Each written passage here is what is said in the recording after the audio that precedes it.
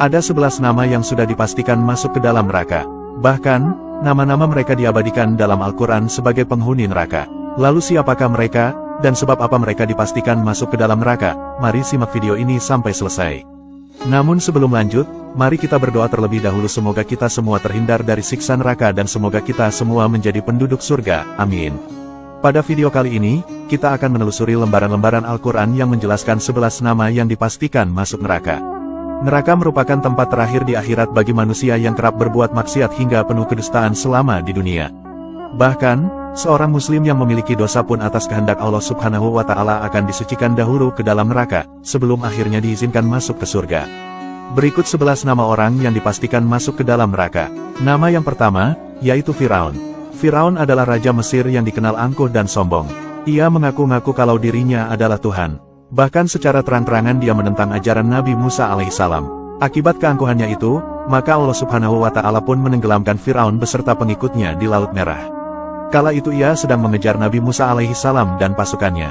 Allah Subhanahu wa Ta'ala berfirman dalam surat Ghafir ayat 46 yang artinya, kepada mereka diperlihatkan neraka pada pagi dan petang, dan pada hari terjadinya kiamat. Lalu kepada malaikat diperintahkan, masukkanlah Firaun dan kaumnya ke dalam azab yang sangat keras.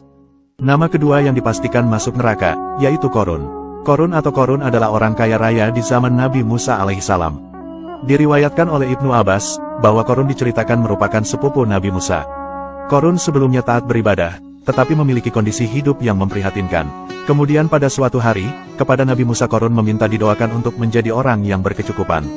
Ternyata doa tersebut dikabulkan oleh Allah. Lalu, tiba-tiba Qarun menjadi hartawan yang sangat kaya raya. Bahkan untuk membawa kunci hartanya, membutuhkan 70 orang dengan mengendarai unta. Saking kayanya, Qarun pun dibutakan mata dan hatinya. Dirinya bahkan menentang Nabi Musa alaihissalam yang sebelumnya telah mendoakannya.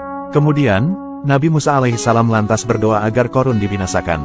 Allah Azza wa Jalla pun mengabulkan doa Nabi Musa. Seketika sepupunya itu ditelan bumi beserta harta bendanya. Maka karena itulah, temuan harta kerap disebut-sebut sebagai harta Qarun bagi seseorang yang tidak sengaja menemukan benda berharga di dalam dasar bumi. Allah Subhanahu wa Ta'ala berfirman dalam surat Al-Ankabut ayat 39 yang artinya, dan juga Qarun, Firaun, dan Haman. Dan sesungguhnya telah datang kepada mereka Musa dengan membawa bukti-bukti keterangan-keterangan yang nyata. Akan tetapi, mereka berlaku sombong di muka bumi, dan tiadalah mereka orang-orang yang luput dari kehancuran itu. Nama ketiga yang dipastikan masuk neraka, yaitu Abu Lahab dan Ummu Jamil.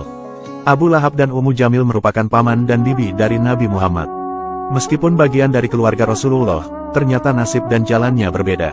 Di mana, mereka berdua menentang ajaran Allah Subhanahu wa Ta'ala serta kerap menentang dakwah keponakannya itu. Selain itu, istrinya yaitu Ummu Jamil juga dikenal sebagai wanita tukang mengadu domba.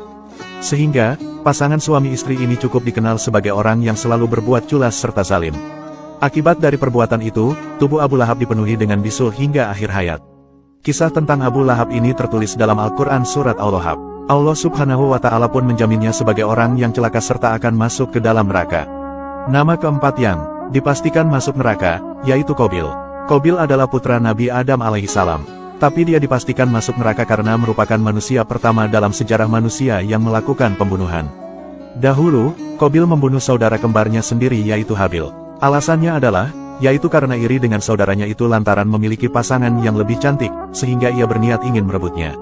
Allah Subhanahu wa Ta'ala berfirman dalam surat Al-Maidah ayat 27-31 yang artinya, ceritakanlah kepada mereka kisah kedua putra Adam yaitu Habil dan Qabil menurut yang sebenarnya, ketika keduanya mempersembahkan kurban, maka diterima dari salah seorang dari mereka berdua yaitu Habil dan tidak diterima dari yang lain yaitu Qabil.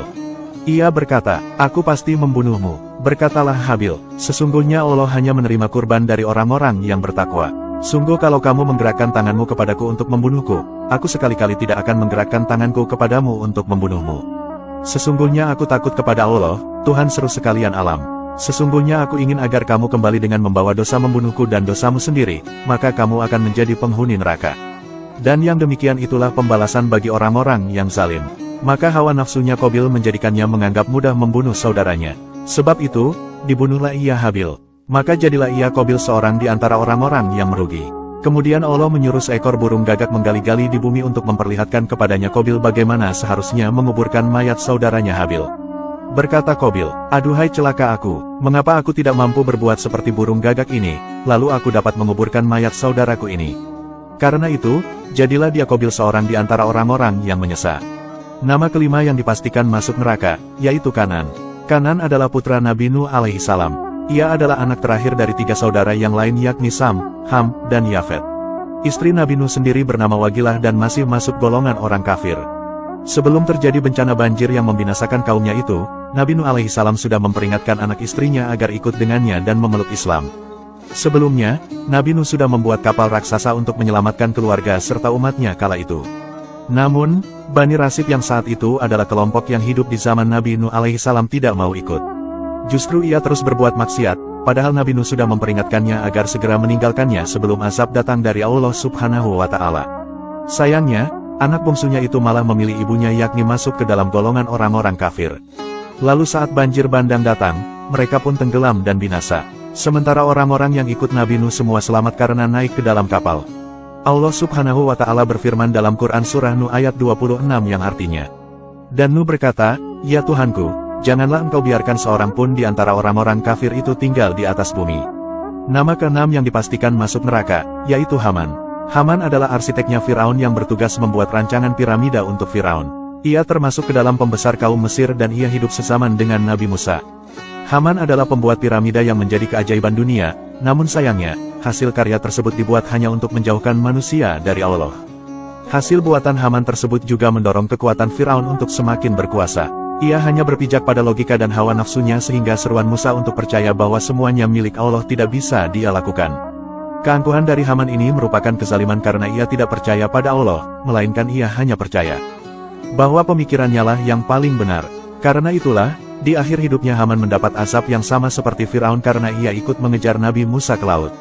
Nama Haman sendiri telah disebutkan dalam Al-Quran Surah Al-Mu'min ayat 36-37. Nama ketujuh yang dipastikan masuk neraka, yaitu Azar. Azar adalah ayah dari Nabi Ibrahim. Namun, Azar tidak menerima seruan putranya untuk menyembah hanya kepada Allah. Azar diketahui berprofesi sebagai pembuat patung yang nantinya akan disembah. Ia juga adalah orang kepercayaan Raja Namrud.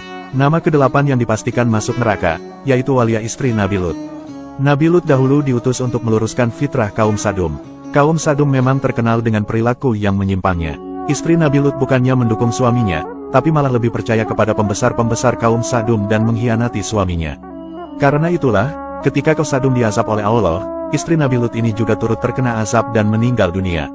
Allah telah menyediakan tempat di neraka untuk Waliyah. Nama ke-9 yang dipastikan masuk neraka, yaitu istri Nabi Nuh. Sama halnya dengan Waliyah, istri Nabi Nuh juga membangkang kepada suaminya dan lebih mendengarkan apa kata pembesar kaumnya yang kafir. Istri Nabi Nuh sendiri bernama Waliyah, namun ada juga yang menyebutkan bahwa nama istri Nabi Nuh adalah Amzurah binti Barakil.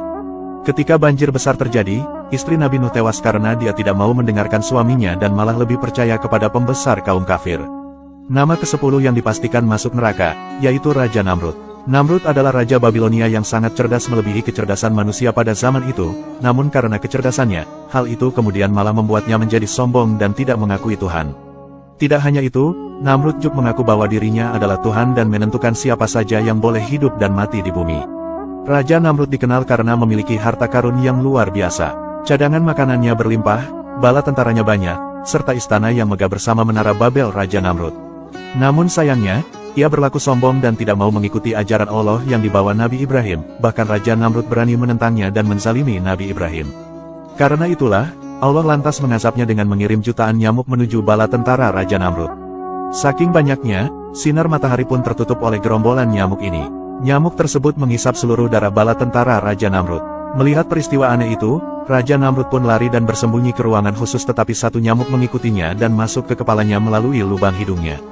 Nyamuk itu lalu menyiksa Raja Namrud selama 400 tahun atau selama ia berkuasa dengan sifat sombongnya. Raja Namrud pun meninggal dunia dengan keadaan zalim. Wallahu a'lamu bishawab.